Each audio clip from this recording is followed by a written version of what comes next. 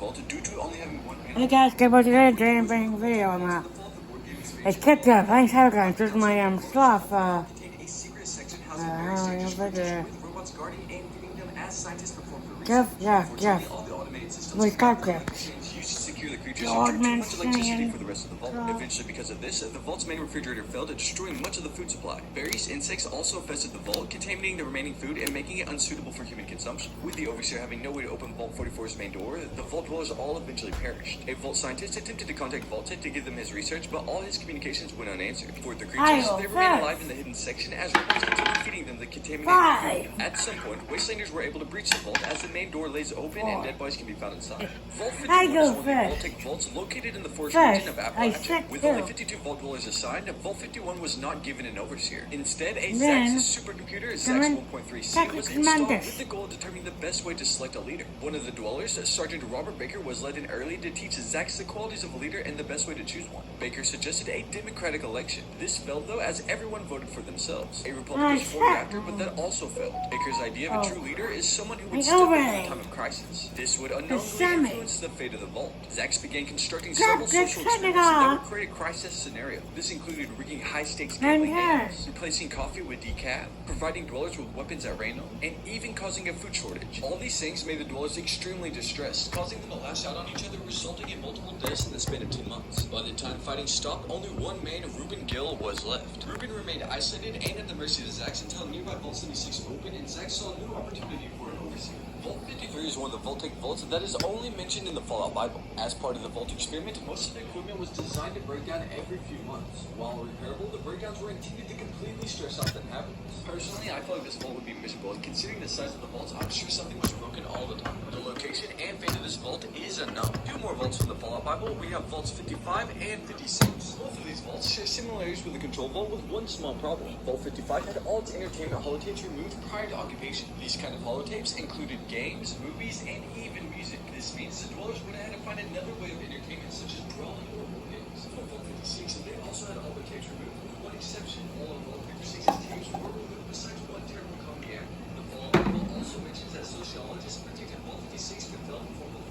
55. Vault 63 is one of the Vault Tech vaults located in the Ashley region of Appalachia and is part of the Fallout game Vault 76. The vault entrance is located inside a small cave, the entrance of which is concealed by a one-roof shack. Inside the shack, there are several junk items that you can collect and scavenge for materials. The door across the entrance opens onto a small balcony with additional junk items, while the door to the left of the entrance leads into the cave. Outside the vault door is a functioning terminal that tells us about the vault's status, saying that the vault door is sealed and the status of the vault itself is normal. Vault 63 was slated to be a part of the now scrapped missions of Vault 76, the Vault Raids. The missions you would have had to complete for the raids is Reactor Meltdown, Fire Outbreak, and Riot. Sadly though, it is not currently possible to open the Vault 63 door or officially access the interior without using glitches. Vault 65 is one of the Vault Tech vaults that would have been a part of the game Vault 76, but it was cut. The vault's original purpose in the Vault experience is unknown. However, the vault is powered by 4 generators, similar in design to generators found in Vaults 51 and 94. Cosmic Cycle.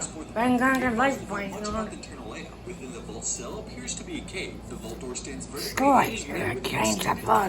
the entrance of the vault are several radiation scanners. Dead, I activated. The sky is dead, and we're at a cyber monster. That's in my hand. Star Crash and I in my hand. Sections of this vault include the atrium, cafeteria, classroom, exit zone, overseer's office, reactor, research, residential, and storage. Our next 2 vaults on the list have only been mentioned in the Fallout Bible. We have Vault 68 and 69. As part of the vault experiment for Vault 68, of 1,000 people who entered, 1 was a woman and the rest were men. The location and status of this vault is unknown. However, I predict that the men here turned tribal and ended up killing each other over jealousy. For Vault 69, it basically had the same vault experiment, but with one big difference. Instead of having 1,000 men and 1 woman, it is inverted, and we have 1,000 women and 1 man. Now, before you guys out there get all excited for this vault, you'd most likely be strapped to a machine and be forced to do whatever at the will of the ladies for all eternity until you die. Something similar to this vault appears in the post-apocalyptic movie A Boy and His Doll. In this movie, Vic, the main character, finds his way inside a very similar vault like Vault 69, and women basically strap him to a machine and try to milk him for everything he's got unless he escapes. This is an extremely good movie, so if you're a fan of Fallout, I definitely recommend it. Vault 70 was a Vault Tech vault located in Salt Lake City, Utah. It It was a part of the now canceled Fallout game Fallout Van Buren and was also mentioned in the Fallout Bible. In the year 2062, many Mormon congregations came together to purchase places in Vault 70. As part of the Vault experiment, all the jumpsuit extrudes in this vault failed after 6 months. This means they probably started making their own clothes or just fixed their jumpsuits. The vault was eventually opened in 2190, 113 years after the Great War, and its inhabitants used their 3 Garden of Creation kits to found the town of New Jerusalem. Vault 74 is a Vault-Tec vault that was included as part of the Fallout 3 GEG tutorials but does not appear in the Fallout 3 game files. The GEG is the official editor for Fallout 3 and Fallout New Vegas. The Garden of Eden Creation kit. Yeah, I activated it. It's also the Yeah, the ones that I want. However, through the Fallout New Vegas files, if we use console commands, we can find this vault and teleport ourselves inside. There's not much going on here besides an empty vault with a few raider decorations and some raiders living amongst each other. When players enter the vault, they can find a holotape from the overseer on the ground which reads, "The vault has been breached. There was not enough power to open 5.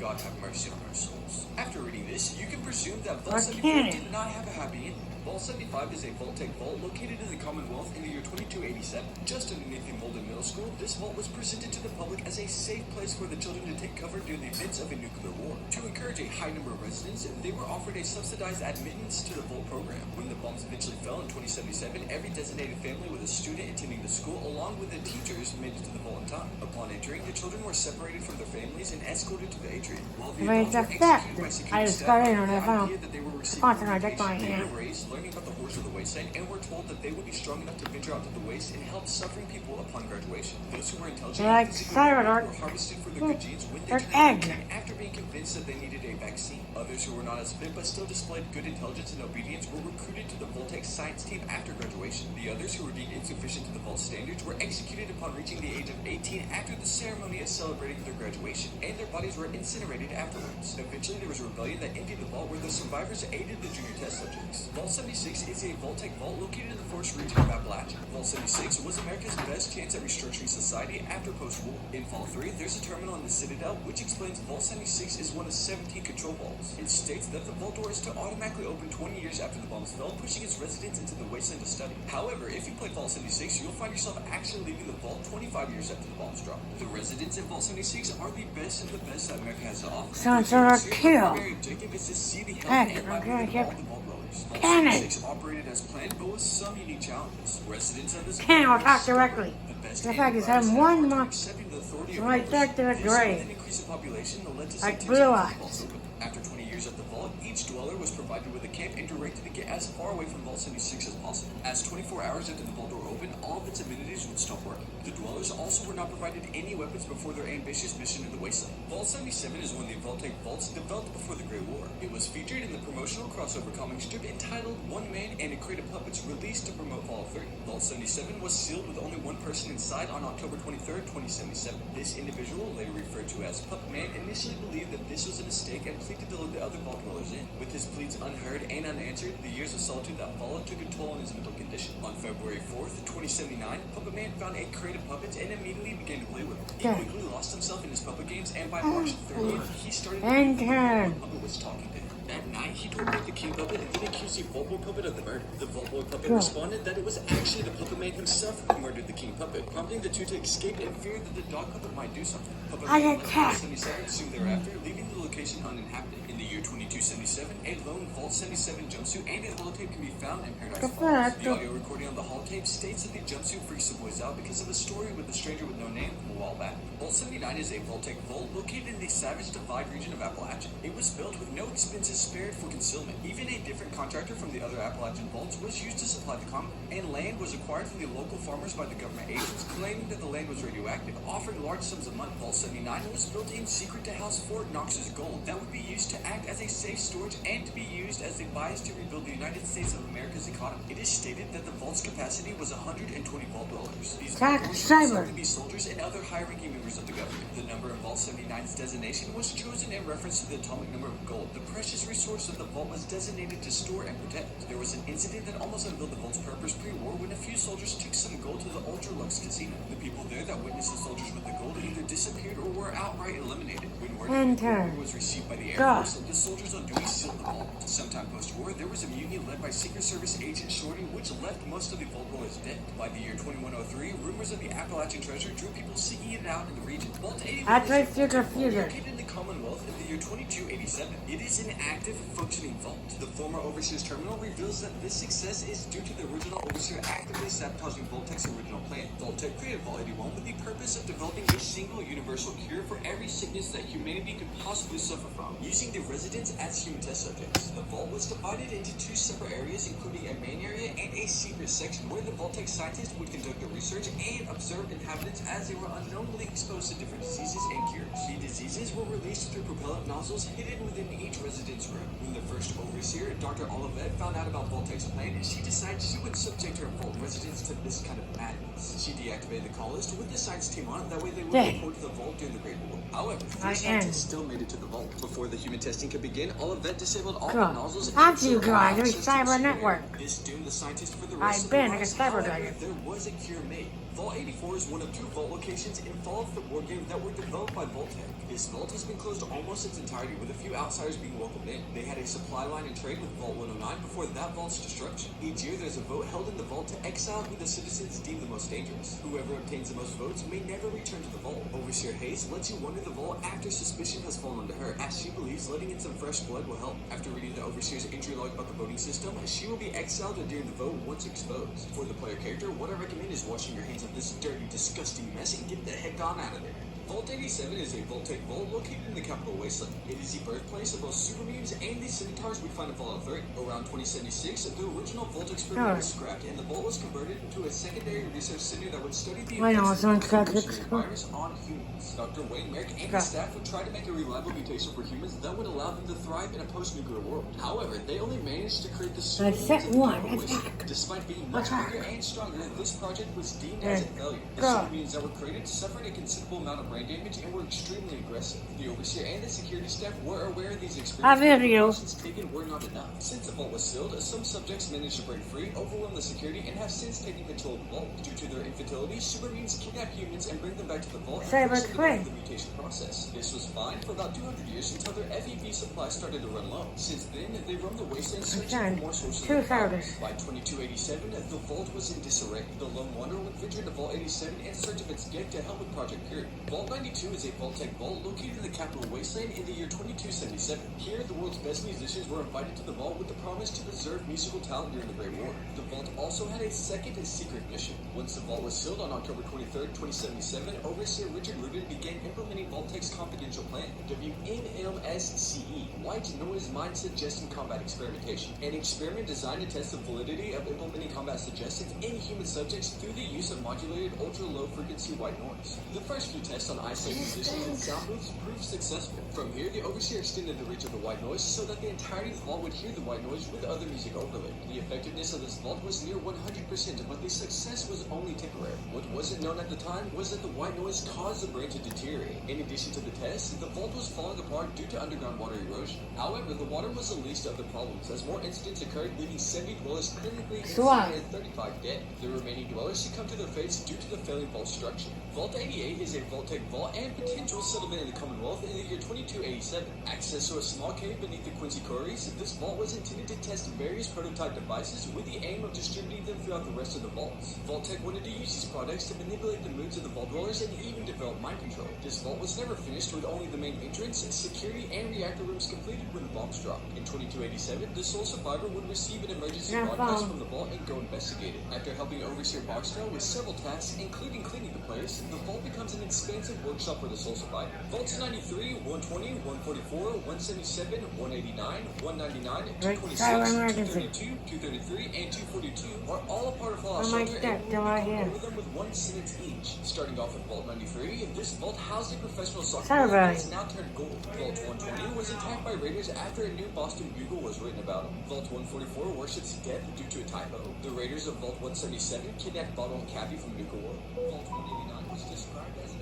oasis of relaxation, having a sauna, pool, and hot tub. While looking for a lost dog named Bixby, you check Vault 199. He's not there. Vault 226 was made for Vault-Tech's least functional employees. They were late. While looking for Racky Robinson's baseball jersey, you check Vault 232. It wasn't there. Vault 233 let out a distress call, but by the time you get there, raiders inhabit the vault. And for Vault 242, it had creatures as vault dwellers instead of humans. Vault 94 was designed to test the adaptability of non-violent ideological groups when presented with post-apocalyptic societies. The vault dwellers here were part of an agricultural religion this group ran by Set Gabriella one. Salomon. In place of an Yeah. overseer, the vault was Set one governed by a effect. council Raise system it where draw. residents could participate in voting for the community. Draw. The vault's primary objective was to preserve the local ecosystem of the vault and use Time it for to purify the Saturday. surrounding area. As the shelter period came to an end, Salbar suggested sending out ambassadors to look for survivors to bring back to the vault. Many of these ambassadors would fall victim to raiders. However, a Vault 94 ambassador made it to Harper's Ferry and invited the survivors back to their sanctuary. Nervous of the dwellers' claims, Miranda Fox, the mayor of Harper's Ferry, sent out a small group to investigate.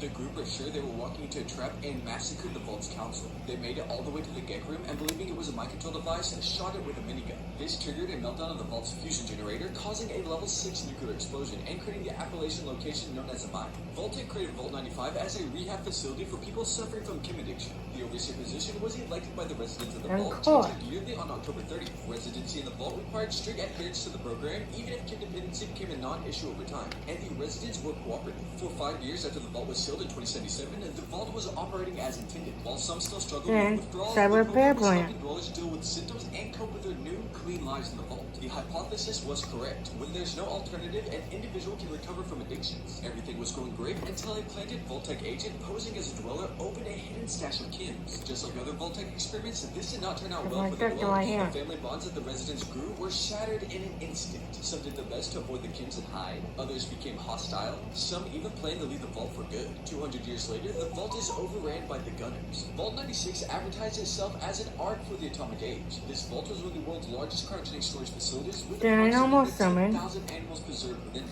Vault 96's public mission was to monitor surface conditions, the damage caused genetically to local fauna, and reintroduce species to restore ecological balance. The vault housed only 5 residents, including the overseer. Each were highly gifted and accomplished in their own roles. However, after the vault was sealed, the scientists received an addendum. Their true mission was far more complex, requiring the conducting of genetic experiments to explore mutated fauna and develop countermeasures for them. Using the cryogenic storage of almost 10,000 various animals, they began their experimentation. The experiments were established by the vault's mainframe and distributed to the residents. One of the biologists would introduce various mutations to the creatures housed inside the facility. These started out basic, minimal regeneration, then evolved into more complex pyrokinesis or chameleonization. As the experiments progressed, the overseer revealed that he had an escape plan for the rest of the residents. Summon yourself. Destroy him. This plan ultimately failed, but not before infecting the mainframe and releasing the animals. Vault 100 is part of the content for Fallout 3. The vault's crowning achievement is it's a vault with the least information out of all the vaults in the franchise. In fact, the only way we know that this vault even exists is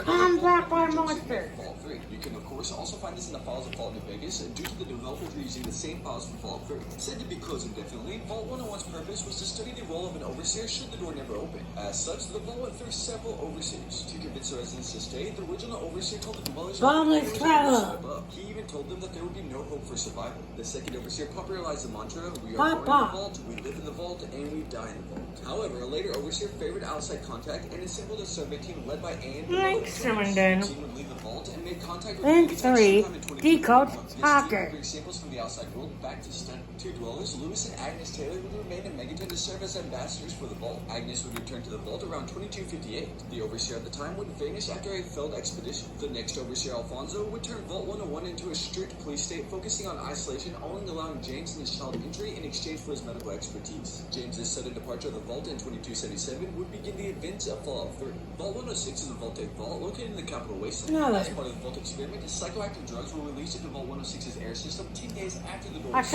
The vault's computer reveals that the overseer was aware of the experiments, ordering the personnel to lie to the residents if they had any questions, though he insisted the test would be brief and non-lethal. The psychoactive drugs began causing the residents to go disoriented, delirious, and eventually violent. The overseer ordered a lockdown, but eventually the personnel was overrun. By 2277, the vault's interior is mostly destroyed and filled with insane survivors. All like machine monsters. Shade blue at the same time hallucinations appear. Vault 108 is a Vault-Tec vault located in the Capitol Wasteland in the year 2277. It was built to accommodate 475 residents for a total of 38 years. The summon. This experiment revolved around intentionally leaving all standard positions. Cyber. Help. Cannon. primary power supply was intentionally set to fail in 20 years. The vault also would be outfitted with 3 times the normal amount of defense weaponry and lacked standard entertainment. For the overseer role, scientists chose Brody Jones, who according to the pre-assignment medical test has a genetic disposition for a rare type of cancer. They estimated that this would cause his death in a little over 3 years after the project started. Scientists within the vault furthermore engaged in a series of cloning experiments. And holotape found in the cloning lab describes their efforts to clone a man repeatedly. Outlined the process, and every time that the man Gary was cloned, he immediately became hostile to non-clones, with each becoming more violent than the other. After the 53rd was no different, the staff began wondering what to do with all the clones, as the vault's observation rooms were becoming full. When the lone wanderer discovers the location, only Gary clones and Vault 109 is an abandoned closed vault found only in Fallout board game. Not only is it surrounded by radiation, but it is filled with it also. Before it was in the state it is now, it had a comfortable relationship with Vault 84, with which they traded supplies. The cause of the radiation leak is unknown. Vault 109 was a very high-capacity vault where the products inside were from Mary May,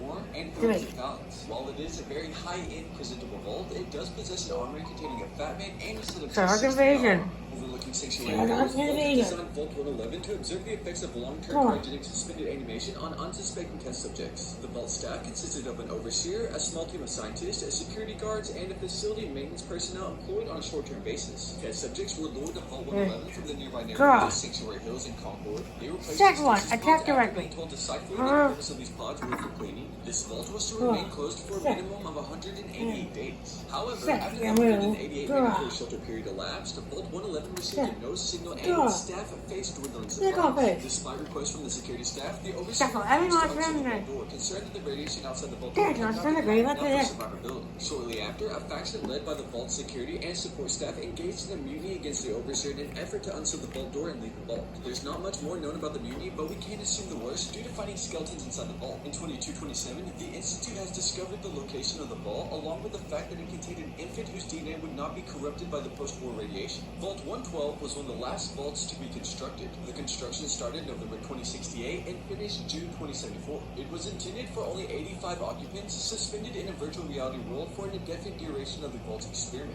The vault was built to house and tend to the needs of its overseer, Dr. Stannis Braun, the creator of the Guardian of Eden creation kit. Within it, Braun installed a virtual reality simulator and Visitron loungers, initially containing several simulated utopias, the last of which is a tranquility lane simulation. The system should have permitted a select few to live the perfect life virtually, if not practically forever. What the vault occupants did not know was once they entered the virtual reality pods, Braun would exercise complete control over attack makeovers, attack cyber. And there's duel. Dr. Braun, after becoming bored with the very to virtually kill each of the occupants. Each time after killing them, he would wipe their memory and resurrect them within the program. That's the video, guys. Bye.